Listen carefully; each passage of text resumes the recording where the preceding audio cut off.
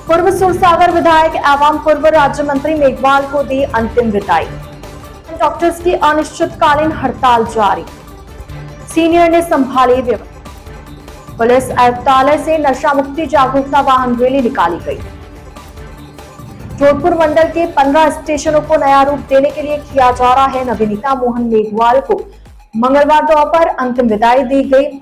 उनकी पार्थिव देह का आज दोपहर में अंतिम संस्कार किया गया। इस दौरान कैबिनेट मंत्री जोगाराम पटेल सहित कई जनप्रतिनिधि व भाजपा कार्यकर्ता उपस्थित रहे। पूर्व राज्य मंत्री मोहन मेघवाल का सोमवार को दोपहर में लंबी बीमारी के बाद निधन हो गया। उनकी अंतिम यात्रा आज सुबह प्रतापनगर स्थित यूआईटी कॉलोनी से रवाना होकर सुरसागर बाईपास पर स्थित मेघवाल शमशान घाट गई। उनकी अंतिम यात्रा में कैबिनेट मंत्री जोगाराम पटेल, शहर विधायक अतुल भंसाली, भाजपा के पूर्व जिला अध्यक्ष जगत नारायण जोशी सहित कई भाजपा नेता व कार्यकर्ता शामिल हुए। उन्होंने मोहन मेघवाल के शव को कंधा भी दिया। बता दें कि भाजपा के साथ स्थापना के समय से ही जुड़े वरिष्ठ नेता मोहन मेघवाल ने अपने राजनीतिक जीवन की शुरुआत एक छोटे से कार्यकर्ता के रूप में की।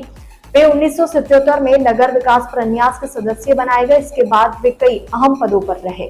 आज हम राजस्थान वासियों के लिए और राजस्थान के भाजपा परिवार के लिए, विशेषकर जोधपुर शहर और जोधपुर के आसपास के गांवों के लिए बहुत ही दुखद घटना है। हम सब के आदर्श और जिन्होंने गरीब, शोषित, पीड़ित व्यक्ति का हमेशा साथ देकर उनको पूरी सहायता की, जीवन भर उनके लिए संघर्ष भी किया और एक आदर्श स्थापित किया राजनीतिक क्षेत्र में शुद्धता के लिए, अपनाहित के लिए, गरीब, शोषित और पीड़ित वर्ग की सहायता करने के लिए।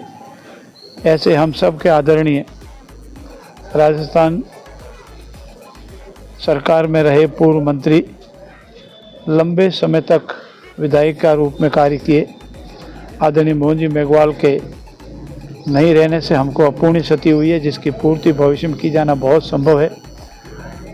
मैं उनके चरणों में नतमस्तक होकर श्रद्धांजलि अर्पित करता हूं और परमपिता परमेश्वर से आराधना करता हूं कि उनको अपने चरणों में सिर स्थान दे, दिव्य आत्मा को अपने चरणों में स्थान दे, परिजनों को इस दुख को सहन करने की शक्ति प्रदान करे।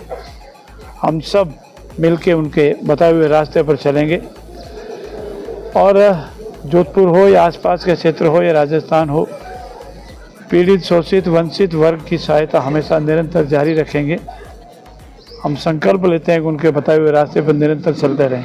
भारतीय जनसंघ के समय के भारतीय जनता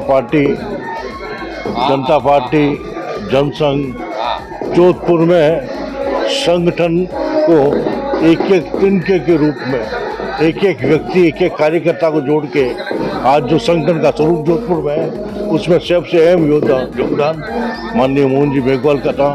भैसा के नाम से पूरा शहर उनको जानता है और हर कार्यकर्ता के लिए, हर व्यक्ति के लिए 24 घंटे तत्पर रहने वाले ऐसे भारतीय जनता पार्टी के वरिष्ठ नेता का सामयिक निधन हुआ है।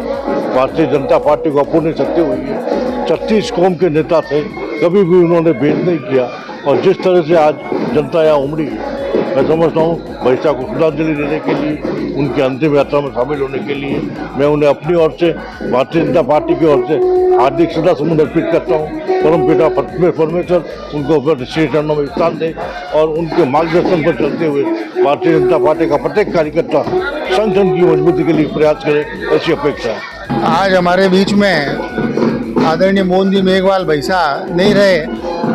वो एक ऐसे भारतीय जनता पार्टी के कार्यकर्ता से नेता बने और फिर विधायक और मंत्री, जिन्होंने हमेशा कार्यकर्ता निर्माण में अधिक जोर रखा। आज भी आप अगर जोधपुर में जहाँ कहीं भी जाएंगे और कहीं पे भी पार्टी के कोई भी कार्यकर्ता जो पुराने बात करेंगे तो क्या एक ही बात कहेंगे, साहब मोहन जी मेघवाल ने हमको पार्टी के लिए तैयार किया। तो ऐसे व्यक्तित्व जिन्होंने खुद से बड़ा पार्टी को समझा और पार्टी के अंदर कार्यकर्ता निर्माण में, जो हमारे दीनदयाल जी का एक ध्येय वाक्य था कि कार्यकर्ता निर्माण करो, कार्यकर्ताओं को संभालो और कार्यकर्ताओं का काम करो, उनकी प्रेरणा से हम सब लोग आज उनको याद भी कर रहे हैं और उनकी प्रेरणा हमारे पार्टी के अंदर इसी तरह आगे चलेगी ऐसी मैं उम्मीद करता हूँ। और एक पूरी सच्ची श्रद्धांजलि पूरे परिवारजनों को और पूरे भाजपा परिवार में आज एक जो वातावरण है शोक का, क्योंकि वो हमेशा एक मार्गदर्शक के रूप में सदैव साथ रहते थे और बहुत धीमे से और एक पूरी बात 2 लाइन में कहने की उनकी एक क्षमता थी वो अद्भुत थी। जोधपुर भारतीय जनता पार्टी के युग पुरुष, पुरोधा और गरीबों के मसीहा, जिन्होंने जीवन पर्यंत गरीब लोगों के लिए और कच्ची बस्ती के लोगों के लिए एक तरह से वह देव पुरुष की तरह थे। उनकी हर तकलीफ में, हर परेशानी में हमेशा उनके साथ में संघर्ष किया है और जीवन पर्यंत। और मैं ये कहूँ तो अतिशयोक्ति नहीं होगी कि उन्होंने अपने पिछले 1 साल को छोड़ के उसके सिवाय हमेशा गरीबों के लिए एक तलवार, एक ढाल की तरह उनके लिए हमेशा खड़े रहे। ऐसे आदरणीय मोहन जी मेघवाल, जो 3 बार विधायक रहे और राजस्थान सरकार में मंत्री रहे, का देहावसान पार्टी के लिए एक गहरा आघात है और यह दुखद है। इसकी पूर्ति शायद हम नहीं कर पाएंगे। मैं ईश्वर से इस पुण्यात्मा को अपने चरणों में श्री स्थान दे, इसकी प्रार्थना करता हूँ। जारी रही, आज उन्होंने संपूर्ण कार्य बहिष्कार किया। इस हड़ताल के कारण कॉलेज से संबद्ध MDM, MGH, उम्मेद व KNTB एंड चेस्ट हॉस्पिटल में व्यवस्थाएं पटरी से उतर चुकी है। हालांकि OPD व इमरजेंसी में सीनियर डॉक्टरों ने कार्यभार संभाला है, लेकिन मरीजों को परेशानियों का सामना करना पड़ रहा है। डॉक्टर के अभाव में वहां मरीजों की लंबी लाइन लग गई। 2 माह पहले राज्य सरकार के साथ हुए समझौते की शर्तों की पालना नहीं होने के विरोध में पूरे राजस्थान के सरकारी मेडिकल कॉलेजों के रेजिडेंट डॉक्टर 3 दिन से हड़ताल पर है। इसमें जोधपुर के डॉक्टर SN मेडिकल कॉलेज के रेजिडेंट डॉक्टर भी शामिल हुए। मंगलवार को भी रेजिडेंट डॉक्टरों ने वार्ड, OPD, इमरजेंसी और ऑपरेशन थिएटर सभी जगह काम का बहिष्कार किया। ये बड़ी अनफॉर्चुनेट बात है कि रेजिडेंट डॉक्टर इस मौसमी बीमारियों के टाइम में हड़ताल पे चले गए। मेरी उनसे अपील है, सर्वप्रथम तो उनसे अपील है कि जनहित में देखते हुए ये हड़ताल को रोकें। और प्रशासन आपके संग है, प्रिंसिपल साहब ने भी सारे एश्योरेंसेस दे दिए कि जो काम आप चाह रहे हैं वो हो जाएंगे, पर इसमें समय लगता है। तो रिगार्डिंग हॉस्पिटल का मैनेजमेंट है, हम लोगों ने सारे एरिया, संवेदनशील एरियाओं पे सीनियर डॉक्टर को लगा दिया गया है। ICU में, OPD में और सर्विसेज में, ट्रॉमा में, सब जगह सीनियर डॉक्टरों की पोस्टिंग कर दी गई है, नाइट और डे ड्यूटीज के साथ। हमारी कोशिश ये है कि जो ट्रॉमा के मरीज हैं, जिनको तुरंत सहायता की जरूरत है, उनका तुरंत इलाज हो रहा है और हो भी रहा है।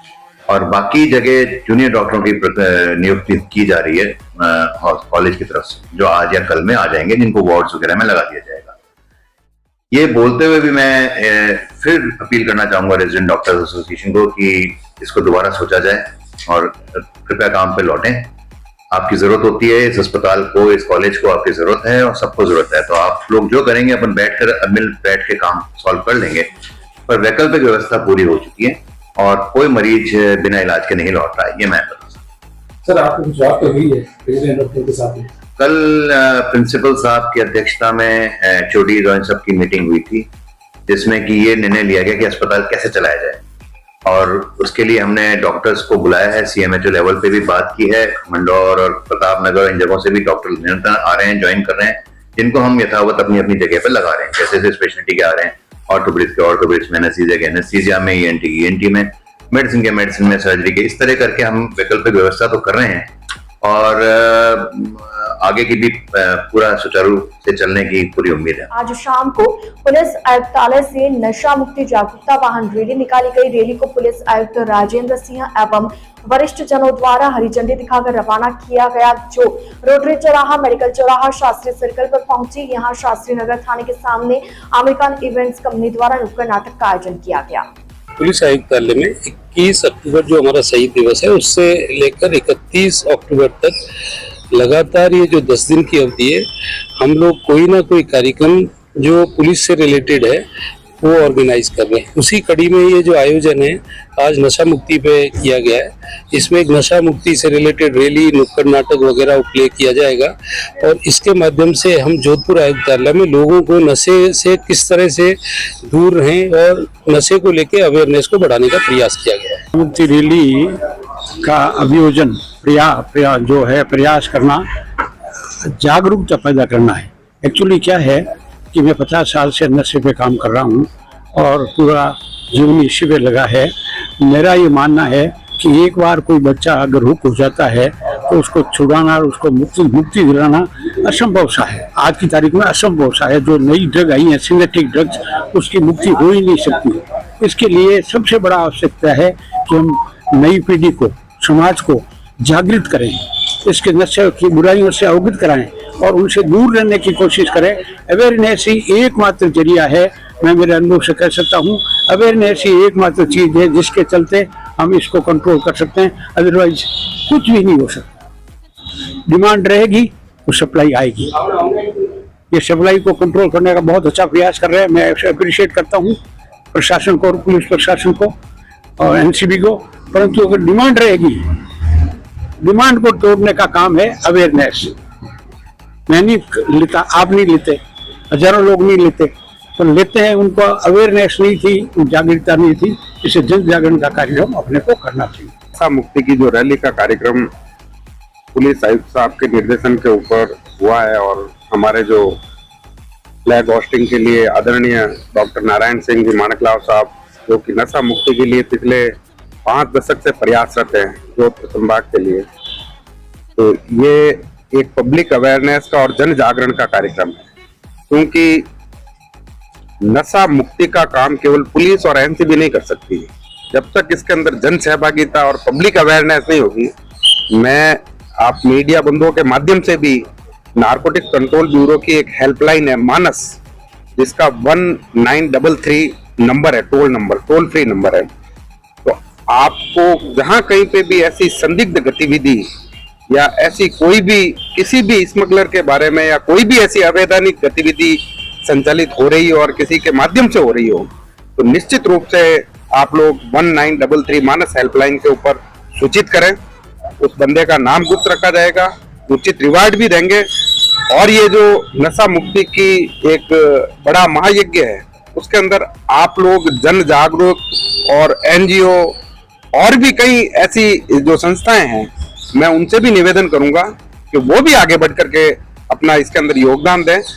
और जैसा कि सर के इस मार्गदर्शन के अंदर पिछली बार भी जो रैली हुई और इसके अलावा भी आप देख रहे होंगे पिछले 1 साल के अंदर जोधपुर के अंदर और जोधपुर से रिलेटेड आसपास का जो भी एरिया है, उसके अंदर हम लोगों ने मिलकर के पुलिस और नारकोटिक्स कंट्रोल ब्यूरो ने एक कोऑर्डिनेशन के साथ, संयुक्त समन्वय के साथ एक प्रयास किया, एक एक्शन प्लान तैयार किया है। इसके अंदर एनडीपीएस एक्ट की 68 ऐप के तहत जो प्रॉपर्टी फ्रीजिंग की कार्रवाई है स्मगलरों की, वो भी हम कर रहे हैं और यहाँ से भी प्रपोजल जा रहे हैं। तो कुल मिलाकर के ये सारी एजेंसियों का, लेकिन ये जन जागरण और ये जो अवेयरनेस की रैली है, इसका मूल उद्देश्य ये है कि पब्लिक अवेयर हो और जागरूक नागरिक आगे है। डॉक्टर सर्वपल्ली राधाकृष्णन राजस्थान आयुर्वेद विश्वविद्यालय के कुलपति प्रोफेसर वेद प्रदीप कुमार प्रजापति की प्रेरणा से आयुष मंत्रालय भारत सरकार के वृक्षारोपण अभियान एक पेड़ मां के नाम अभियान के अंतर्गत विश्वविद्यालय के प्रशासनिक खंड के सामने द्रव्य गुण विज्ञान विभाग पीजीआईए जोधपुर एवं राष्ट्रीय सेवा योजना इकाई द्वारा औषधीय पादप वासा के 21 पौधों का रोपण किया गया। इसमें पीजीआईए जोधपुर के प्राचार्य प्रोफेसर महेंद्र कुमार शर्मा, द्रव्य गुण विभाग के विभागाध्यक्ष professor Chandan Singh, associate professor एवं एनएसएस प्रभारी डॉक्टर राजेंद्र प्रसाद पूर्विया तथा समस्त द्रव्य गुण स्नातकोत्तर अध्येता एवं एनएसएस के कार्यकर्ताओं द्वारा यह वृक्षारोपण का शुभारंभ किया गया। सरकारी चयन बोर्ड की ओर से समान पात्रता परीक्षा सीनियर सेकेंडरी लेवल का आयोजन आज से शुरू हो गया, जो 24 अक्टूबर तक किया जाएगा। इन 3 दिनों में रोज यह परीक्षा 2 पारियों में यानी कुल 6 पारियों में आयोजित होगी। पहली पारी सुबह 9 बजे से दोपहर 12 बजे तक और दूसरी पारी की परीक्षा दोपहर 3 बजे से शाम 6 बजे तक हो रही है। जोधपुर में इस परीक्षा के सफल संचालन के लिए कड़े बंदोबस्त किए गए। जोधपुर समेत प्रदेश के कुल 28 जिलों में इस परीक्षा का आयोजन किया जा रहा है। CET 10+2 का पेपर था। इस पेपर बहुत ही सामान्य भी नहीं कह सकते हैं, नहीं जटिल कह सकते हैं, मीडियम वर्ग का पेपर था। उसमें सबसे ज़्यादा पोर्शन साइंस और मैथ के क्वेश्चन थोड़े डीपली थे और इसी प्रकार औसत एवरेज पेपर देखा जाए तो नॉर्मल पेपर था। माइनस मार्किंग नहीं थी इसमें और 40% का क्राइटेरिया था। ये तो एक गवर्नमेंट नौकरी के लिए पात्रता परीक्षा थी, इसमें 40% अनिवार्य थे का पाटोत्सव सोमवार को धूमधाम एवं हर्षोल्लास के साथ मनाया गया। ट्रस्ट सचिव सत्यप्रकाश बोहरा ने बताया कि प्रतिवर्ष की भांति इस वर्ष भी सिवांची गेट श्री अजनेश्वर आश्रम के पास स्थित श्री परशुराम महादेव मंदिर का पाटोत्सव सोमवार को श्री अजनेश्वर धाम गादीपति शांतेश्वर महाराज व सुरसागर बड़ा रामद्वारा के महंत रामप्रसाद महाराज के सानिध्य में विभिन्न कार्यक्रमों के साथ धूमधाम से मनाया गया। ट्रस्ट अध्यक्ष रामकिशन पुरोहित ने बताया कि कार्यक्रमों की कड़ी में दोपहर में आचार्य अजय हर्ष के सानिध्य में 11 रुद्री पाठ पंडितों द्वारा 51 किलो दुग्ध से रुद्राभिषेक फुल मंडली की गई। आज परशुराम महादेव मंदिर का पाठोत्सव है और इसमें अभी 8:30 बजे श्री राम प्रसाद जी महाराज और सात्य श्री जी पधारेंगे और फुल मंडी का आयोजन किया गया है और 6 बजे संतों की प्रसादी की गई थी। सभी संत लगभग संत राम से और राम द्वारा से करीब 55 संतों के द्वारा प्रसादी की गई है और अभी वर्तमान में इस आश्रम को 30-35 साल से हम इस मंदिर में आ गए हैं और यहाँ प्रसादी हो रही है। मैं सत्यप्रकाश बोहरा, परशुराम महादेव मंदिर ट्रस्ट का सचिव। परशुराम, मैं नरेश बोहरा, सर्व ब्राह्मण महासभा का महासचिव। ये परशुराम महादेव में आज पाठ उत्सव का आयोजन किया गया है। मेरी नजर में जहाँ तक मुझे ज्ञान है 25वां पाठ उत्सव मनाया जा रहा है और अभी संतों की प्रसादी का आयोजन किया है। इसके बाद 2500 भक्तों की महाप्रसादी का आयोजन किया जाएगा और सातेश्वर जी और रामप्रसाद जी के सानिध्य में महा आरती का आयोजन हुआ। अधिकारी सिगरेट एवं अन्य तंबाकू उत्पाद के निर्धारित प्रावधानों के अनुसार चालान एवं जब्ती सहित विभिन्न आवश्यक कार्रवाई सुनिश्चित करें। इसके लिए प्रत्येक अधिकारी आयुक्तालय से दिए गए लक्ष्यों के अनुरूप कार्य करें। खाद्य सुरक्षा एवं औषधि नियंत्रण आयुक्त इकबाल खान ने सोमवार को वीडियो कॉन्फ्रेंस के माध्यम से टोबैको फ्री यूथ कैंपेन की समीक्षा बैठक को संबोधित करते हुए निर्देश दिए। उन्होंने कोटपा एक्ट के तहत सचित्र चेतावनी का प्रदर्शन 18 वर्ष से कम उम्र के लोगों द्वारा बेचान तंबाकू उत्पादों का विज्ञापन एवं सार्वजनिक क्षेत्र में धूम्रपान आदि करते हुए पाए जाने पर निर्धारित प्रावधानों के अनुसार सख्त कार्रवाई अमल में लाने के निर्देश दिए। उत्तर पश्चिम रेलवे के 77वें स्टेशनों का पुनर्विकास किया जा रहा है, जिसमें जोधपुर मंडल के 15 स्टेशनों का अमृत भारत स्टेशन योजना के तहत लगभग 272.84 करोड़ रुपए की लागत से पुनर्विकास किया जा रहा है। इसके साथ ही मंडल के 3 स्टेशनों जोधपुर, जैसलमेर और पाली मारवाड़ को मेगा रिडेवलपमेंट में विकसित किया जा रहा है, जिनकी कुल कार्य की प्रस्तावित लागत 890.04 करोड़ रुपए है। मंडल रेल प्रबंधक पंकज कुमार सिंह ने बताया कि पुनर्विकसित रेलवे स्टेशनों पर नई अत्याधुनिक यात्री सुविधाओं तथा मौजूद सुविधाओं के अपग्रेडेशन से यात्रियों को बेहतर और उत्कृष्ट सुविधाएं प्रदान की जाएगी। रेलवे द्वारा यात्री सुविधाओं में बढ़ोतरी और स्टेशन के स्वरूप को नया विस्तार देने के क्रम में काम किया जा रहा है और इन सारे स्टेशनों को हम अमृत स्टेशन योजना के अंतर्गत पुनर्विकास कर रहे हैं। उत्तर पश्चिम रेलवे की अगर हम बात करें तो 77 स्टेशनों का लगभग 4800 करोड़ रुपए की लागत से हम पुनर्विकास कर रहे हैं, जिसमें कि 10 जो बड़े स्टेशन हैं उनका हम बृहद तरीके से पुनर्विकास कर रहे हैं, जिसमें कि जयपुर गांधीनगर, जयपुर जैसलमेर, उदयपुर सांगानेर, पाली मारवाड़, आबू रोड, जोधपुर, उदयपुर, इस तरह के स्टेशन हैं। और जो छोटे स्टेशंस हैं उनको भी जो है हम लगभग 20 से 22 करोड़ की लागत से ऐसे 67 स्टेशनों का भी हम पुनर्विकास कर रहे हैं। ये जो मेजर स्टेशन है जिनका वृहद स्तर पर विकास हो रहा है, इनमें हम एयर कॉन्कॉर्स, एग्जीक्यूटिव लॉन्जेज और बहुत सारे और तमाम यात्री सुविधाएं दे रहे हैं, जिससे कि यात्रियों को एक नई अनुभूति प्रदान हो।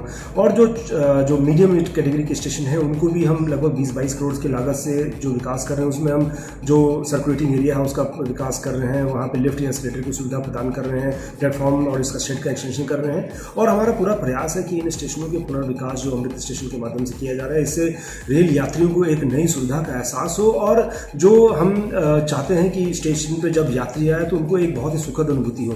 हमारा उत्तर पश्चिम रेलवे का पूरा प्रयास है, हमारे महाप्रबंधक श्री अमिताभ के दिशा निर्देश और नेतृत्व में इस पर पूरा लगातार फोकस मेथड से काम हो रहा है और हम इनको पूरी मॉनिटर कर रहे हैं कि हम इनको जल्दी ही यात्रियों को नई सौगात दे पाएंगे।